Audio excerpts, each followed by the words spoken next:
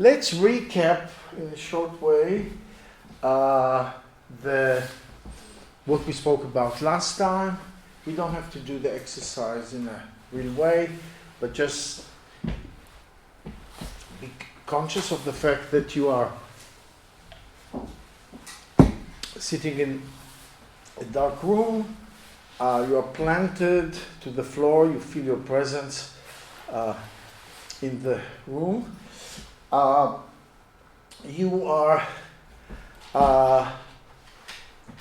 trying to do this phenomenological reduction, so you are trying to let go of whatever you can. And this letting go is just about somehow putting aside or avoiding certain layers of meaning of the things around you. And when you do it successfully, when you have really eliminated everything and you let go of everything that can be let go, then you are somehow getting a glimpse of the nothing. This is Heidegger's theory. And when you do, you understand that you thereby underwent a kind of an infinitary operation that takes you to a certain other level, other metaphysical level. The idea that the fact that it's infinitary process, that's an important thing, because there's a big difference, at least in phenomenology, between completing it and going to a certain way without completing this infinitary process, because the idea is that when you complete this infinitary thing, then the nothing is somehow kind of presented, and at this moment you are something, a new kind of identity comes out, and you're thereby, you find yourself in a different level of reality. This is at least the theory. This new identity, it's not like there's no issue of how it is related to the earlier one, because there's the memory works and the sense of continuity, and also in the new identity, it's not like you feel at any point that you are learning something new, because whatever you are doing in this term of new identity, it's completely present once this new identity comes about. And in order to demystify a little bit all this process, we spoke about skateboarders, that have to eliminate completely every meaning except the physical, the completely physical. And when they do, and when they're completely engaged in the physical world, and they think of themselves as like projectiles that are defined by position and momentum, then perhaps, it's not like I know that this is the fact, but in like skateboarding, surfing, and other downhill skiing, you do, when you're good at it, you can do things that you are not supposed to do, because that's what I said last time, when there's a tip like that and you go with the skate, so to actually control where you're going to go to the other side, it requires infinitary precision, because at the tip, there's no, at the very tip, there is no derivative, which means that even if it's continuous, there's some kind of indeterminism where it's going to go. So you're supposed to do things that cannot be approximated, and your ability to do stuff like that is connected to the completion of this infinitary process, and you're emerging outside in a kind of a new identity. And I also mentioned that the relation, just to put it, we'll come back to it, that the relation between the photographer and the camera, you can think about it a little bit like the relation between the skateboarder and the skateboard, because the way that the skateboard is like a device that forces you to be completely in the physical reality all the time. So ideally the camera should act in the same way, to force you to let go of anything and to really remain at this level where the only thing that interests you is question of light and darkness, namely objects that show themselves, which is the concern of phenomenology. So, so this is kind of the thread of thought we got last time. And so this seems like a pretty, there are two issues that should be brought. The first is that it begins to be a pretty specific and fanciful description.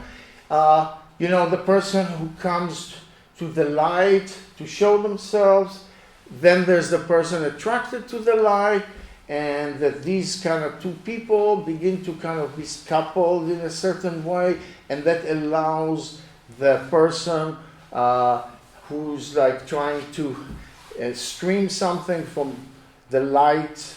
You know, this is the place where truth happens. This is Heidegger's expression. So the photographer is attracted to the place where truth happens, and then into this lit area comes a person who wants to show themselves, so they kind of get into some kind of interaction.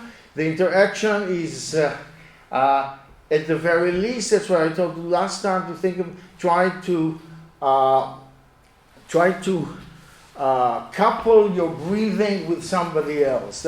I gave you this exercise. So the type of coupling between the photographer and the sitter, think about it something like coupling your breath with somebody else. That it has an objective aspect, it changes the world whether you're coupled or not, and yet it is not exactly clear what it means as far as what physical facts are different in a world where one is coupled to another and one is not coupled anymore. Because, of course, things can be coupled by chance, but that's not what we're talking about. We're talking about intentionally coupling yourself with somebody else. So, this fanciful description, one could kind of scratch their head and say, well, when do these type of things ever happen? Does culture know about this type of stuff? So at this point, at least from my point of view, it's very important to actually go from the metaphysical level to the history of ideas or to cultural history, because you really, in order to prove this metaphysical theory is so important, you really have to find evidence that one level or another the culture appreciates this stuff and really pays attention to these processes. And so the question, is there this type of cultural evidence? And the answer is yes. This is the Baroque portraiture that is completely preoccupied with chiaroscuro, which means the relation of the shadow and the light. This is very evident. You can kind of scroll and just see. This is just, let's take another. You can just see, you look at each and every one of them, and when you ask yourself, what are they really about, then I think that one of the best explanations what they are about is exactly what we're talking about. It's about self-showing things, about the process of things showing themselves, making themselves accessible to the experience of others. And here, so all this metaphysical scenario that we were outlining begins to take a completely social character because in this period you had exactly that type of stuff, that people were aware of these issues of self-showing, the issue of the light. So you really had people who wanted to self-show, and then the artists really wanted to record this thing that happens when you self-show. When you go to the light and make yourself accessible to others. And the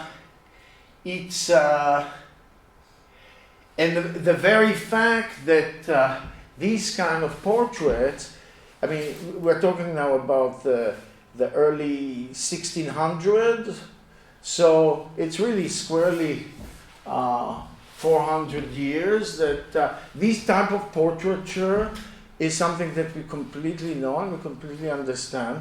It's just that we kind of forgot that that's what it really was about, this drama of going to the light and self-showing.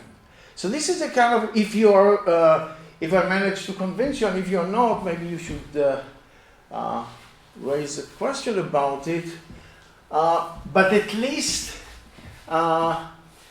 in my mind, this kind of supports what both Merleau-Ponty and Heidegger say about a culture that forgot its most fundamental basis, but it's there, and every now and then you kind of see it and you can really understand. All of us, aha, that's what they are really about. That's what they are really about. Now, there was... So the history of these portraits, of secular portraits, in Italy, let's just localize Italy, in the Renaissance, it starts in the 15th century, and after the plague, and the first portraits, I mean, the first portraits were donors, you know, and religious thing, or if you see in the style like some people like that. And then they go more to the center, and the rest, the religious excuse is taken away as time goes by. And then we get the classical Renaissance portrait. Let's see.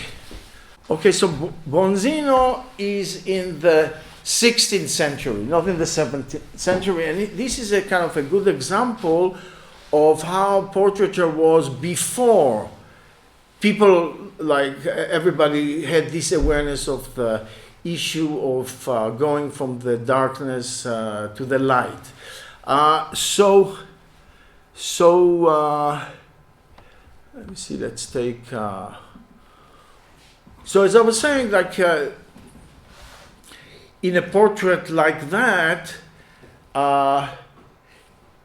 so the idea was that the value of a portrait like that is that it presents beauty, and this kind of a beauty is something that nourishes the viewer. So there was a theory before the chiaroscuro theory, what it was about.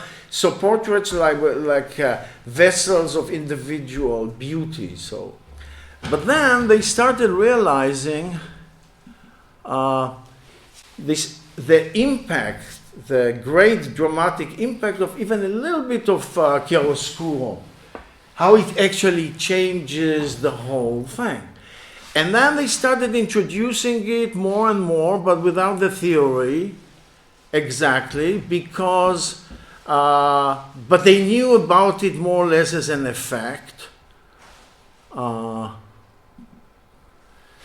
And this one is already, it comes pretty close to the to chiaroscuro. He even looks a little bit surprised. So there's some kind of an action that we'll talk about it in a minute.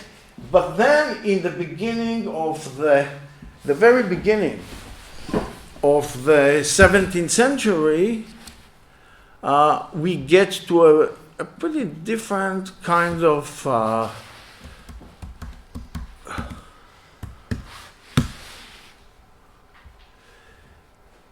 a way different type of portraiture that is occupied clearly with the issue of the darkness and the light, and going from the light to the darkness, etc.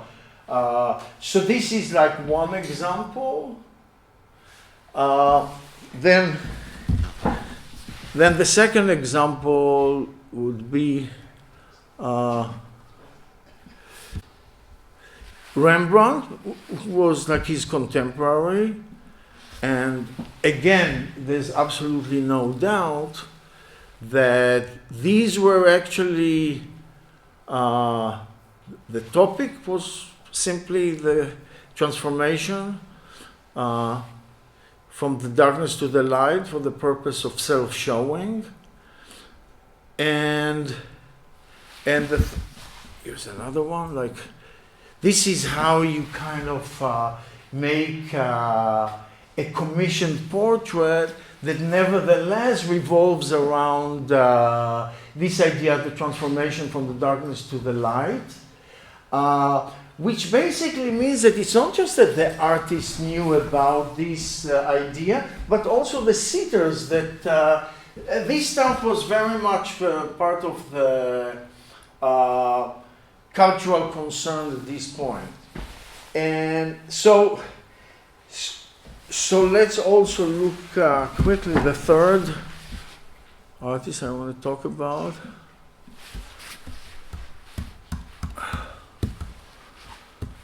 Is Velasquez. And again, exactly at the same time, these are three different countries, you know, like one is like Italy, Holland, and Spain. Of course, they knew about each other, but nevertheless, each country went through a pretty different phase of history. So it's kind of interesting that it all kind of came together at the same time. You can ask why the 17th century. I can say a few things, but I'm not a historian, and I want to I want to have a discipline here to really just talk about stuff that is known to be more or less true. I mean, you can say the 17th century was an extraordinarily violent and brutal period.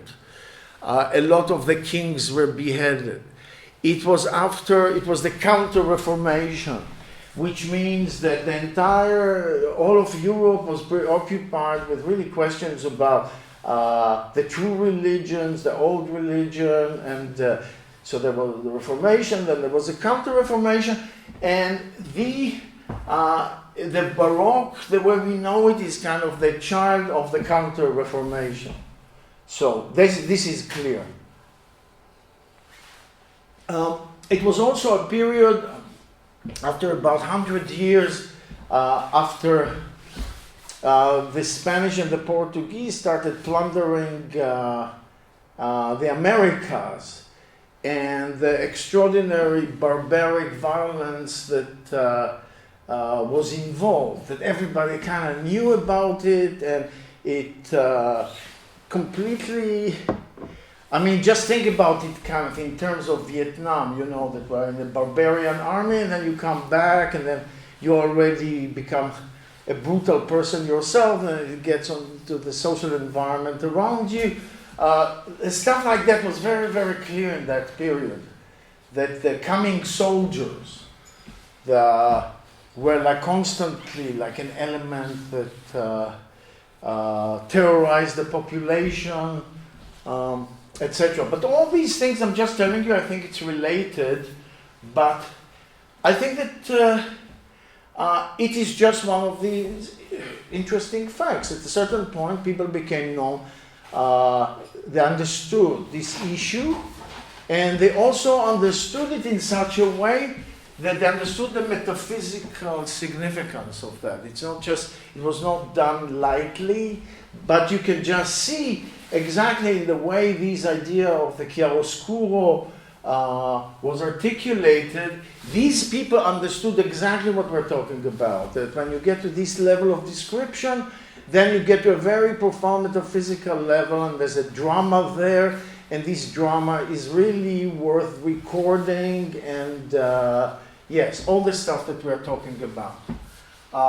Now, so, and then came a very funny kind of comedy of manners, that how ideas like that are actually introduced into a social environment, and how the upper classes begin to, who understood exactly the point, started commissioning artists in order to do that. So, I mean, we kind of sketched out the metaphysical skeleton, but then there was a social thing that, you know, when I said that the artist met the seeker and all that, so all of a sudden it becomes a social theory of, a comedy of manners, which was really very funny and very telling, because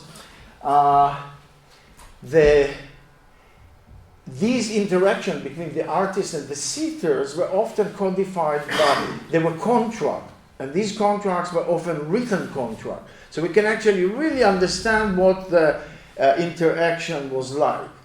And so in some point they had to write in the contract like the quantity of gold leaf and this blue azuli, this expensive stuff. So they had to say, you have to put in the painting these many grams of, and a lot of other stuff what has to be in the portraits, which objects, and some of them became like very detailed stuff, and they really the evidence of people who are like to control a situation where they're supposed to let go. You see, this is kind of the paradox, and that's what the comedy of manners, that you take a situation where you're supposed to put everything aside, so you step into the light in this metaphysical thing, you show yourself as somebody. So instead of understanding that all that stuff really depends on the ability of letting go, so they write like detailed contract what has to happen, and that becomes almost like self-defeating situation that is always on the board. That's, you see very often, like exactly the boundaries where some of these relationships became so toxic that you see it in the portraits themselves, how it kind of impacts the... And as I said, there was like a very basic contradiction between the idea of showing yourself to let go and to really have this metaphysical grandeur of, making yourself accessible to the experience of others. You begin to have the contact. And this idea of trying to control it too much, putting all the details, which control. You have to let go. It's a kind of a pretty funny thing. So just by scoring, it becomes pretty evident that many, both in the case of Rembrandt and in the case of Velázquez, most of the paintings that they did in order to articulate the chiaroscuro method were commissioned portraits. In the case of Caravaggio, it was a little bit different. He didn't paint so many commissioned portraits. He painted more religious scene. But the point is that each one of them, each of these three guys, understood, they asked themselves the question, why do we have to conflate this incredibly dramatic and kind of interesting thing of self-showing? Why does it always have to come with this weird, social comedy of manners with people? And that each of them try to apply it in other contexts, so it's not always connected to portraying the upper classes, Each of them tried. So, since we are here with Velázquez, you can always see the way you understand is that he paid a lot of attention to all the figures in the portraits, whether they commissioned him or not. This was kind of not so common, that because these were individual people, and they were not necessarily part of the agreement of the commission. They were just part of the entourage. So he liked it, and he really, so he applied the same techniques also to people who didn't pay him. This was like his way. In the case of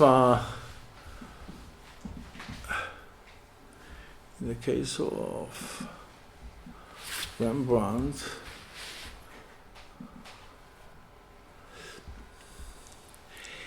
at a certain point, so first of all, Rembrandt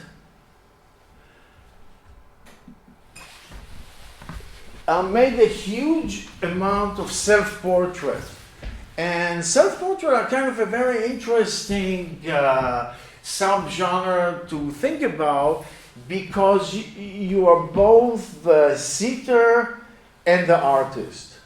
So all these two things are collapsing to one, and you are kind of trying to transcribe your own process of going to the light from the darkness.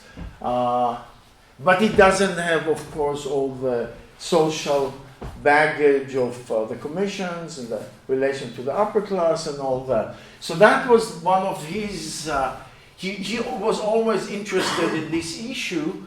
And then they say that the fashion changes, he didn't get commissions anymore. So I think this is one of them. No. So he started actually painting all Jewish people that he met in the ghetto of Amsterdam. Let me see if I can find one of them, who of course didn't commission him. And these are actually here. This is, for example, one of them. So, so he applied the same type of treatment in another context. And this is a kind of an interesting thing, because it really is, I mean, you would not like make a portrait like that to someone who commissioned you, because you see so little of the face. And yet this is a real person that we can really project into.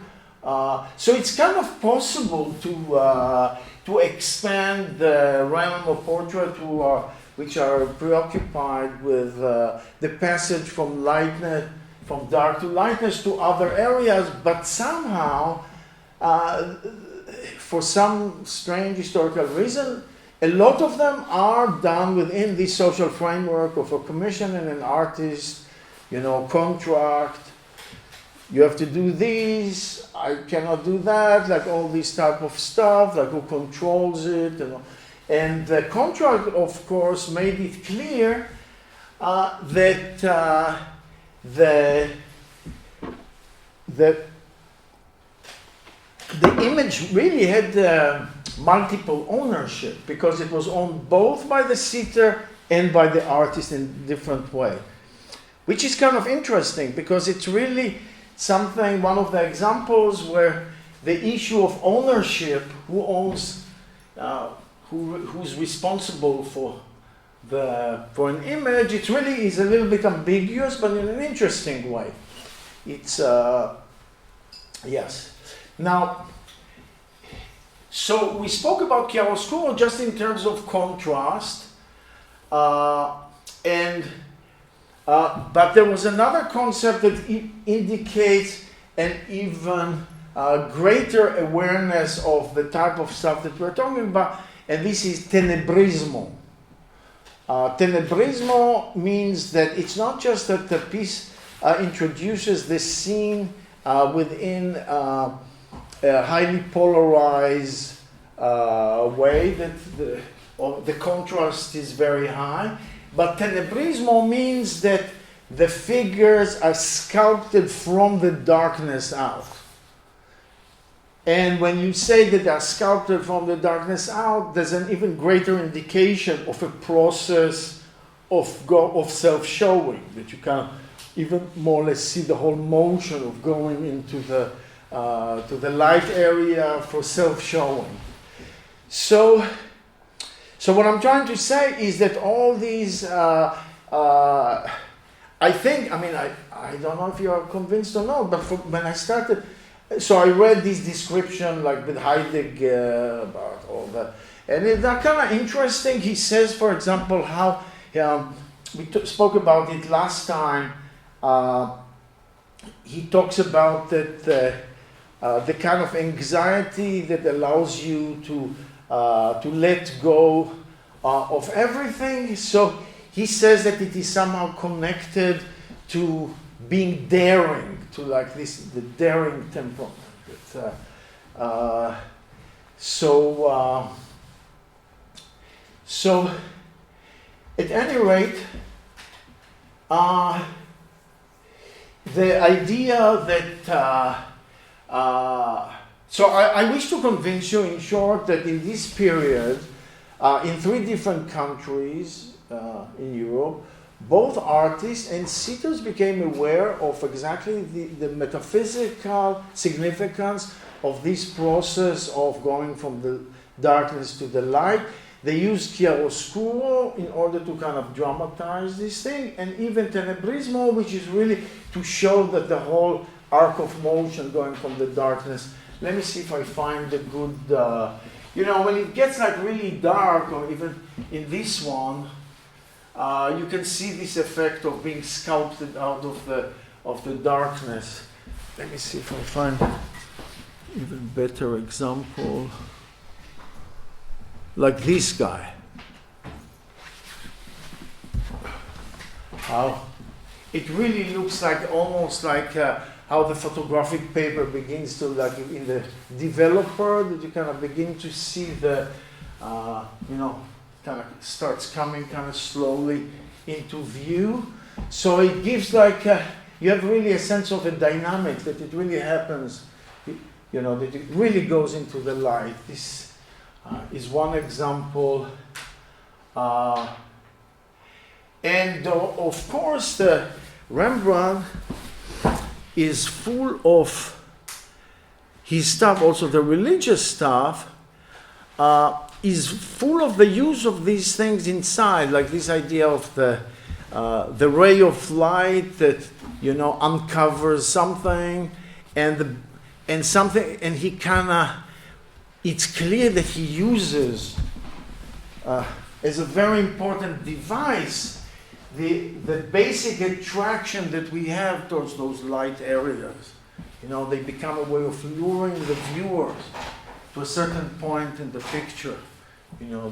So it's really used very self-consciously by these artists. So, okay, so now I would like to present a new, so the question is, what exactly does the artist do from a metaphysical point of view? So far we just spoke kind of vaguely about streaming, about all that type of stuff. And I suggest that to introduce a term, phenomenography. I'm doing a little Heideggerian thing, with a little Greek involved. So phenomenography is that you graph, you kind of write the phenomenon of this self-showing. So it's like create some kind of an imprint of self-showing. This is phenomenography in the most general possible way. So I would like to introduce this term of what artists do.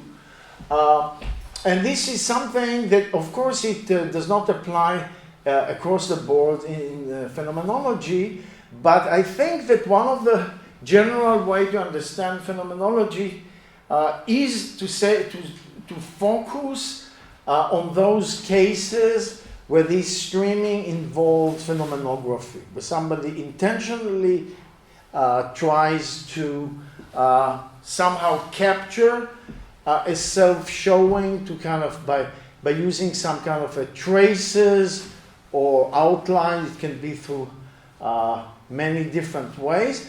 But so let's just define this. The basic intention is phenomenography, and the idea is that photography, the way we were talking about it, is a form of phenomenography, but it's really by no means the only form. And we will get back to this issue later on, perhaps already in the next lecture. But we do a good time. Okay, so I have to start closing it. So I think that it's really quite interesting. I mean, I became kind of convinced that, there's some kind of a paradox about these kind of commission portraits because, many of them, let me find, let's even take this one, the Vermeer. So what happens here is that she's kind of in the middle of a movement, and because of that, she seems to be an excuse to talk about some person in a movement. It's not really a specific person so much.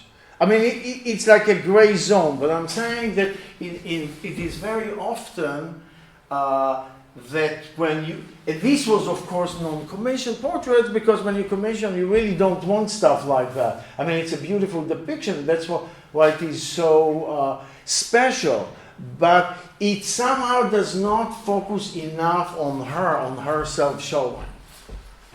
Let me try to find better example to explain what I'm talking about.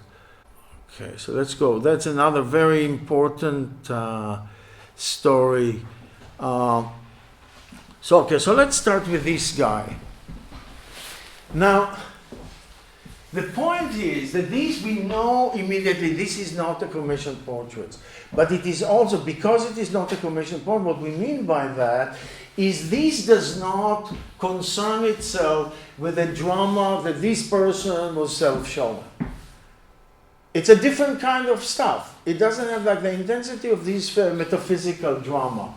Why? Because it's what is known as a generic portrait, So the person is addressed by a description or a trait or an attribute. So there's like another excuse why the person is shown. And when you have this excuse, you can see immediately you no longer follow this drama. This person is not walking from the darkness to the light. This is like a flute player or something like that. And it is really, this is like a very strong rule to the extent that there are any rules. Okay, let's go back to this woman. Now, another thing that she is another situation. She is not, we do not follow her passage from the darkness to the light. Why? Because she's smiling. And when you smile, like in, selfies, when you smile, it's like you are saying, I allow the artist to do whatever they want with my image, so I'm no longer taking my responsibility. That's what it kind of signifies.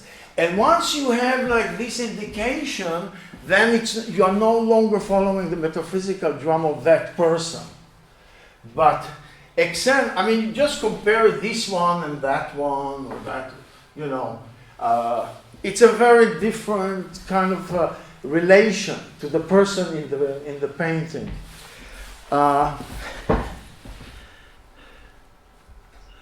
Now, there are also gray zones, like this guy.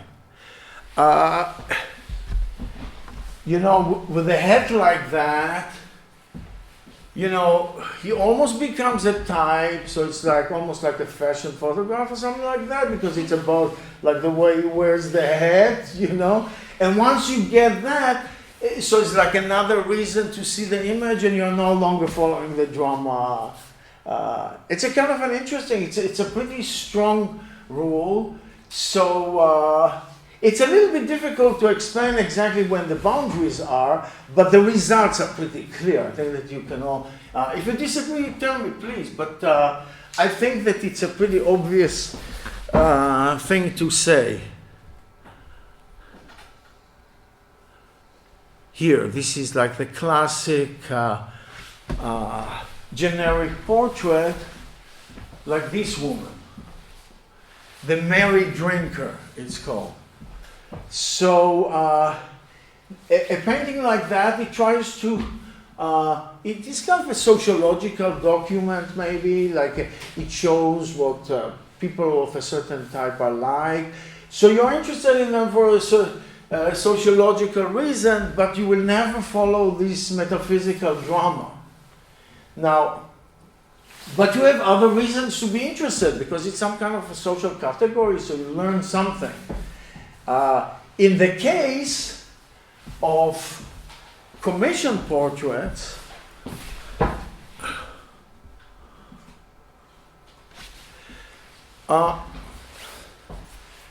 there is no excuse. But so one could say, yeah, but then where is the interest? Why were I all interested in images like that?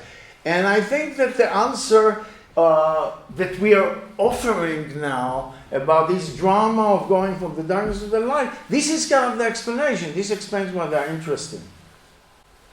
Because otherwise it would have been a little bit difficult to explain what is the interest in something like that.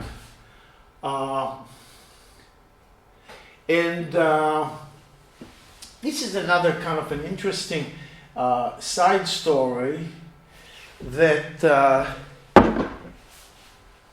in Amsterdam at the time, those big group portraits were really an important. So we have, like everybody knows about the Keller School, the television, and all that. On the other hand, you have like group portraits that were really expensive for people. Like each of these guys, I think, that had to pay something like, if I remember, 100 guldens, which was a really considerable sum. But if you were in one of these big group portraits, this would be like the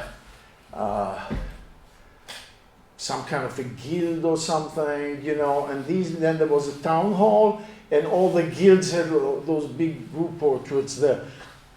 So if you were in one of these, then it was really like an important avenue of social mobility. You became somebody if you were in one of these portraits. So this is another one, another kind of a comic thing, how at the same time you have these two things. You have artists who are very interested in the metaphysical aspect, and then these guys who are only interested in like belonging to this group, you know, for the sake of social mobility. And this meant like these guys were like big drinkers and they had fees. So how these things kind of became combined. And then you have someone like Hals who tried anyway to kind of get some of his more metaphysical interest even in a situation like that. Yes, so this is another aspect of this period. So, okay, so it's almost 6 now. So questions? Anybody? Okay. Did Heidegger like mention those Baroque paintings in his writings or anything like that? No. He mentioned, the only thing that I know he mentioned are the peasant shoes of Van Gogh. That he wrote a lot about that. But the point is that, you know, so in Being and Time Already, he says the concern of phenomenology is self-showing thing. And then he says self-showing is about, he analyzes where the word comes from and all that, and then he says it's about being in the light. So it's actually, he says it very explicitly. But there is some kind of an understanding that it's not the most general case, and you can actually think about all this thing in an even bigger metaphysical picture Well, maybe the light will be replaced by something else, but maybe the idea of self-showing will also be. So at this point, you can also get to an entirely different relation to what we are talking about. But my feeling of why not stay exactly on that level, because that is the level, that's a part of phenomenology that is directly relevant to our concern as visual artists. And just by observing how the whole story became a part of art history, the Baroque portraits. So I think that that's an evidence that you can actually do that, just isolate the part that interests us, that it is about self-showing in the sense of stepping into the light. The part that is interest that for visual artists. Like in music, I think it will be quite different. The idea of what is self-showing in music, or dance, or I think that each of these contexts really requires a pretty different ways of thinking, actually. So